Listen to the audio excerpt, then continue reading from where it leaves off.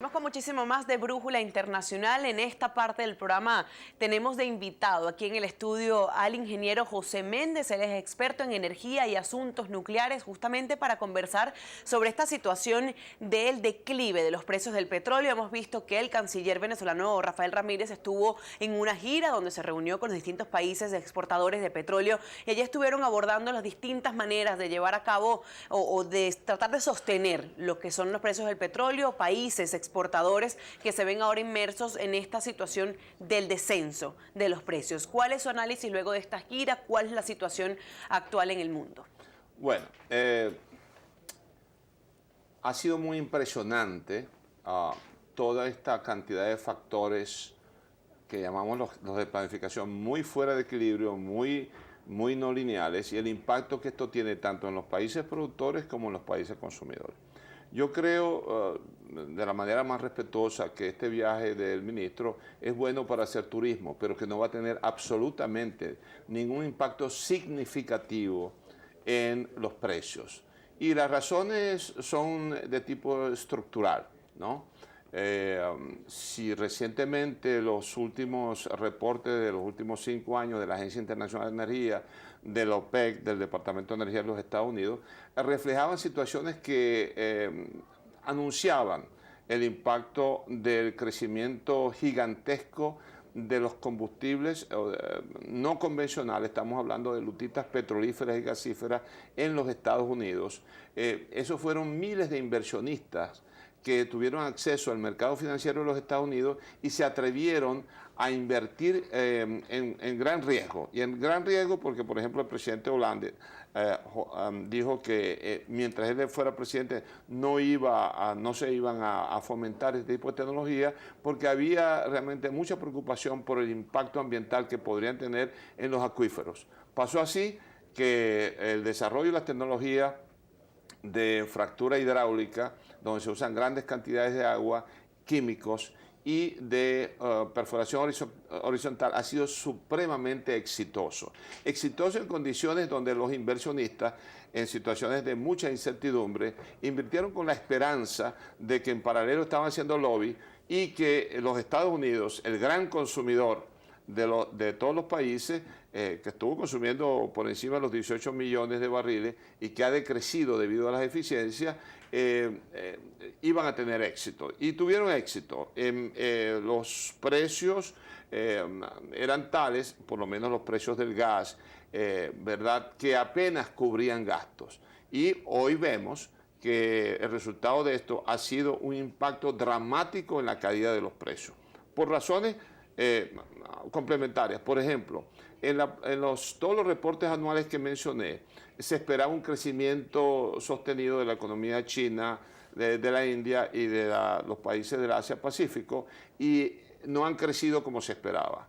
Y este inmenso caudal de crudo, estamos hablando que entre el año 2008 y el presente, los Estados Unidos han aumentado la producción de crudos no convencionales por encima de 4 millones de barriles diarios.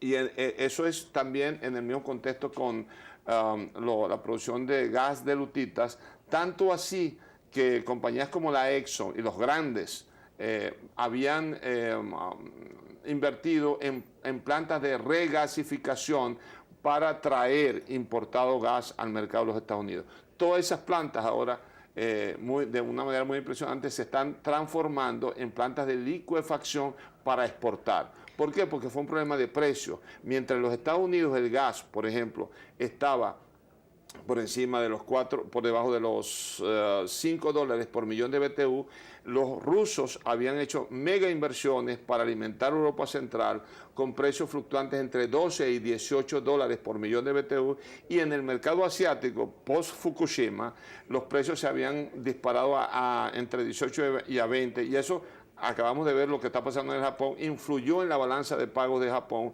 porque fue gigantesco lo que salió. Vemos justamente en Japón recesión económica. Usted está hablando de Estados Unidos, que ha aumentado su producción de crudo y de otros componentes químicos, esto justamente para combatir lo que ha sido este descenso de los precios del petróleo y ellos tener también su producción. Por el otro lado, Venezuela, países exportadores de petróleo, se enfrentan a esta caída. Vemos además guerra en el Medio Oriente, una guerra prácticamente declarada declarada con el Estado Islámico, además los sucesos entre Israel y Palestina. Todo esto lo vemos entrelazado en un mismo tema que tiene que ver con este descenso justamente de los precios del petróleo.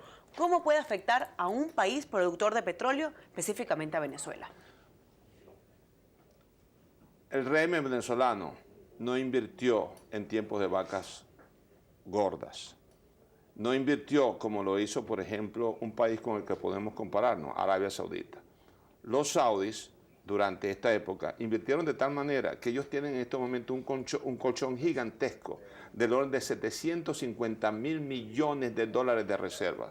Los saudis invirtieron en tecnología, invirtieron en lo más importante, que son los recursos humanos de un país, invirtieron en refinerías con tecnología de punta, invirtieron para establecer el servicio de todos los servicios, generación de electricidad, que entendemos en Arabia Saudita es del orden de 300% por encima de la capacidad instalada, de la capacidad operacional para generación de electricidad en Venezuela. Invirtieron para lo que es la industria del futuro, que son las perspectivas reales para el futuro de nosotros, los países exportadores, que es producir en el orden de 70.000 productos en el contexto de manufactura de hidrocarburos.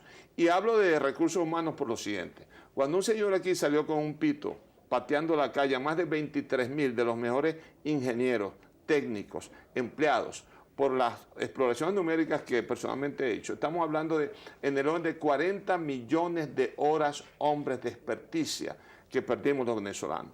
Al mismo tiempo, no se hicieron las inversiones necesarias para mantener los niveles de producción en crudos livianos, que hay unos 20.000 pozos que están fuera de servicio, y en lo que se necesitaba para expandir el volumen de producción necesario con más mejoradores y procesos que pudieran ¿verdad?, masificar la exportación de las grandes reservas que tenemos, que es en crudos pesados. Estamos a tiempo, Venezuela, para recuperar, para ponernos a equiparar y que esta caída de los precios del petróleo no nos afecte en economía, en sociedad. No, los precios del petróleo este derrumbe definitivamente nos va a afectar.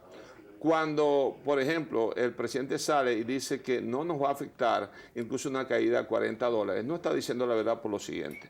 Si usted ve los gastos reales, los compromisos reales establecidos en leyes en Venezuela de PDVSA, si los une todos, tanto los gastos medulares, que son del orden de 12.000 millones de dólares anuales, estamos hablando los gastos medulares en cuestiones que debería ser la actividad central de PDVSA, que incluye exploración, producción, transporte, comercialización, refinación, distribución y exportación.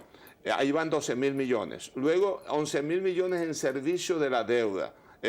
Muy poco capital, y 11.000 millones en importación de productos agrícolas y farmacéuticos que son de emergencia para Venezuela. En esos tres rubros, Venezuela necesitaría invertir o pagar en el orden de 33.000 millones de dólares. Si los volúmenes que dicen que producimos, que no producimos, pues no producimos 2.900.000, sino en el orden de 2.400.000. Pero asumiendo que se exportarían 2.900.000, el grueso de la entrada serían de 32.000 millones. Y estos tres rubros básicos, ¿verdad?, serían de tal manera que no servirían para cubrir, ¿verdad?, los gastos de la nación. Ahora, además, ¿qué hacer, Venezuela? ¿Qué hacer para poder enfrentar y para poder estar equiparando o no sufriendo esta caída de los precios del petróleo? Bueno, ¿cuál es su recomendación? Como venezolano, ¿verdad?, yo le podría decir que quisiera yo que las cosas fueran diferentes. Pero el que siembra vientos recoge tempestades. Esto no es de ahora.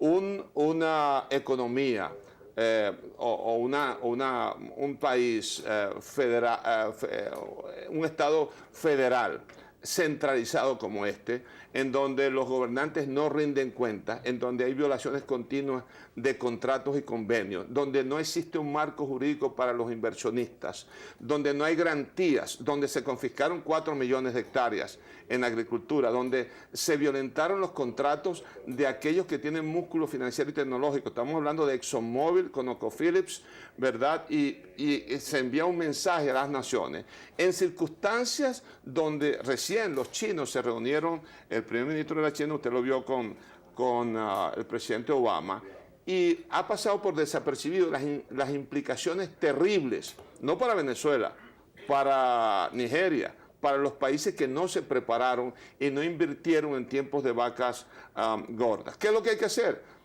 Definitivamente Venezuela necesita un modelo económico que funcione. Y ese modelo económico tiene que ser totalmente descentralizado, donde se dé autonomía a las regiones, totalmente en donde existan instituciones que demanden rendición de cuentas, porque esos recursos que tenemos nosotros son recursos que pertenecen a toda la nación.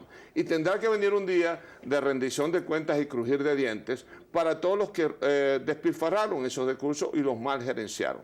¿Hay esperanza? Claro que hay esperanza. Yo creo firmemente, yo estuve, como le dije varias veces al embajador, el día de la caída del muro de Berlín.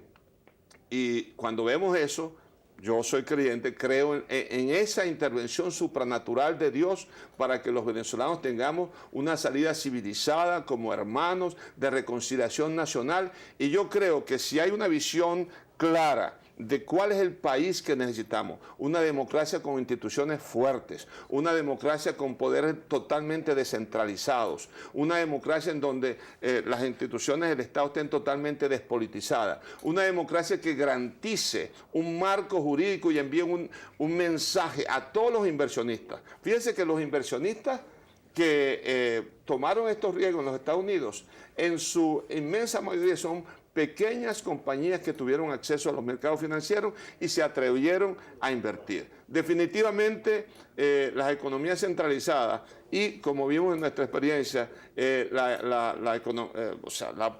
Estado, el modelo socialista en el contexto marxista, es bonito en los libros, no funcionó. ¿Tenemos esperanza? Muchos recursos tenemos los venezolanos y tenemos recursos humanos. Muchos de los que ya hemos pasado los 15 años, que tenemos mucha experiencia, ¿verdad? Tendremos que quitarnos las pantuflas y comenzar a reconstruir la nación.